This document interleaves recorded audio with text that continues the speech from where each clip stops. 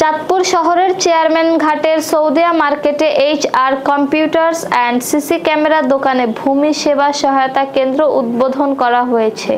গত 12ই আগস্ট বিকেলে দোকানের নিচতলায় কক্ষের এই সেবা কেন্দ্রের উদ্বোধন করেন চাঁদপুর জেলা প্রশাসক মোহাম্মদ মহসিন উদ্দিন। উদ্বোধনী অনুষ্ঠানে জেলা প্রশাসক বলেন, ভূমি সেবার মান বজায় রেখে নির্দিষ্ট ফি অনুযায়ী সঠিকভাবে সেবা দিতে হবে এবং ব্যাপক প্রচারণার মাধ্যমে জনগণকে এই সেবা সম্পর্কে অবহিত করতে হবে। তিনি সতর্ক করে দিয়ে বলেন, এই রেটের বাইরে যেন কেউ অতিরিক্ত অর্থ আদায় না করে। জেলা প্রশাসক আরও জানান, সাধারণ মানুষ যেন জানে সৌদিয়া মার্কেটে একটি পূর্ণাঙ্গ ভূমি সেবা কেন্দ্র রয়েছে, যেখানে ভূমি সংক্রান্ত প্রয়োজনীয় সব সেবা পাওয়া যায়।